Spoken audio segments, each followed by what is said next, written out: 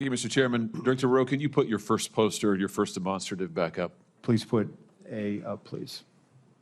Just make sure everybody can see it. This is the photograph, I believe, that you took, your team took of the roof, the AGR roof. Yeah, that's the one. Okay, so from this vantage point, as the law enforcement who are in those windows, as they look left, they should be able to see the shooter clearly there on the AGR second floor roof. My question is, why is there not a Secret Service counter sniper on that roof? So, Senator, when we post up, our methodology is to look at things that can see in on our protectees so that they can provide that coverage. But why is there not a Secret Service counter sniper there with clear line of sight? That roof has a clear line of sight to the former president. Why didn't you put a Secret Service counter sniper there? The Secret Service's counter sniper role is to neutralize those threats that are looking in on us from where the protectee is, not necessarily You think maybe you might want to revise that protocol in light of what happened here? They were protecting the principal, and I think the principal got shot. I understand that, sir. So do you think you might want to revise the protocol? Let me ask you this. Who was the lead site agent who made the decision to leave the AGR building completely outside of the security perimeter? Who was that? Senator, I cannot give you that name. This person is operational. They're still doing investigations. They're still doing protective visits. Have they been relieved of duty? Senator, they have not been relieved of duty. I know their name, by the way. Why have they not been relieved of duty? They are still cooperating, not only being interviewed by the FBI, but also by our Office of Professional Responsibility. And we will let the facts of the mission assurance and any further investigations play out. Isn't the fact that a former president was shot, that a good American is dead, that other Americans were critically wounded, isn't that enough mission failure for you to say that the person who decided that that building should not be in the security perimeter probably ought to be stepped down? Senator, I think you're using the word decided, and I think we need to allow the investigation play out to include. So who did make the decision then? If it wasn't the lead site agent, who made the decision not to put that in the security perimeter? Senator, you're zeroing in on one particular agent. I want to find out exactly what was the entire decision process. So I think I want to be neutral and make sure that we get to the bottom of it and interview everybody in order to determine if there was more than one person who perhaps exercised bad judgment. Well, sure. My question is, why don't you relieve everybody of duty who made bad judgment? So yeah, you're right. I am zeroing in on somebody. I'm trying to find somebody who's accountable here. And so you're telling me that the person who made the decision not to include this in the perimeter has not been relieved of duty. What about the person who's in charge of the interoperability of radio frequencies between local law enforcement and Secret Service? Has that person been relieved of duty? No, Senator, because interoperability is a challenge, is a greater challenge than just one person. On that day, we had a counterpart system. It failed spectacularly. As the person who made the decision to send Donald Trump onto stage knowing that you had a security situation, has that person been relieved of duty? No, sir, they haven't. Has the person who decided not to pull the former president off of stage when you knew that, in your words, the locals were working a serious security situation, has that person been relieved of duty?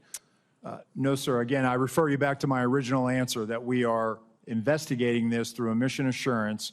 And as opposed to zeroing in on one, what more do you need to investigate to know exactly what the decision-making process was? What more do you need to investigate to know that there were critical enough failures that some individuals ought to be held accountable?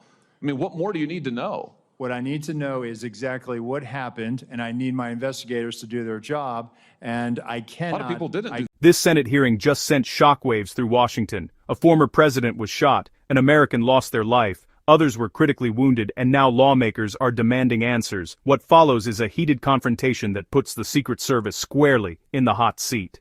I cannot put my thumb on the scale. Otherwise, what do you mean put your thumb on the scale? You're asking me, Senator, to completely make a rush to judgment about somebody failing. I acknowledge this was a failure of the Secret Service. Is it not prima facie that somebody has failed? A former president was shot. Sir, this could have been our Texas school book depository. I have lost sleep over that for the last 17 days, just like you have. Somebody to hold them accountable. I will tell you, Senator, that I will not rush to judgment, that people will be held accountable, and I will do so with integrity.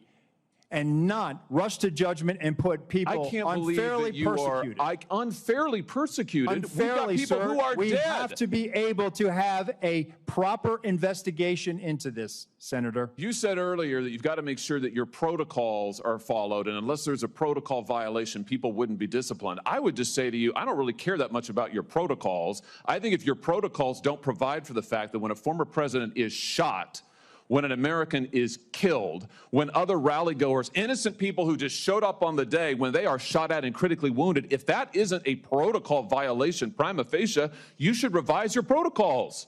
Senator, I think this is where you and I agree. This was a failure, and we will get to the bottom of it. Well, I hope you're going to do something about it. Let me ask you something else. The Real Clear Politics reports this morning that you were directly involved in denying additional security resources and personnel, including counter snipers, not just to this event, but over the last 2 years, that President Trump's team repeatedly asked for these additional resources, and you personally were involved in denying them. Is that true? Senator, as I stated earlier, that is not true. So you never denied any resources to former President Trump's team? No, not me. No, sir. And you weren't involved in any of that? You were never involved in the decision-making? No, sir, I was not. Let me ask you just one or two other things here quickly. Well, whistleblowers tell me that, in fact, law enforcement were stationed to be on that roof and that law enforcement abandoned their post because it was too hot. Is that accurate? Senator, I have heard that as well. Again, they posted up inside. And I think moving forward, as I said earlier, we're going to ensure that state and local counter snipers are on roofs. But do you know if someone was supposed to be on the roof? Do you know if someone was in fact? That's what the whistleblowers tells me. That may or may not be accurate. Do you know that to be the fact? Was somebody posted to the roof, local law enforcement or whomever? I do not know that to be a fact. Well, can I ask you why you don't know that? Again, Senator, we are looking at this, and they should have been on that roof.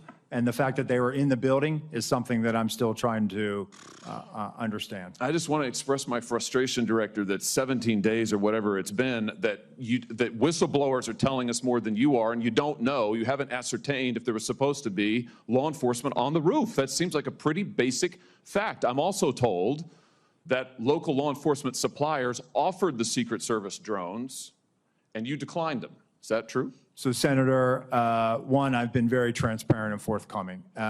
Your agency has not been transparent and forthcoming, so please, let's not go there. I have been forthcoming, sir. That remains to be seen. You've been on the job a few days. So far, you've fired nobody. Now, the drones. Thank you, Were Senator. you offered drones? Senator Hawley. So there was an offer to fly a drone on that day. And why did you deny it?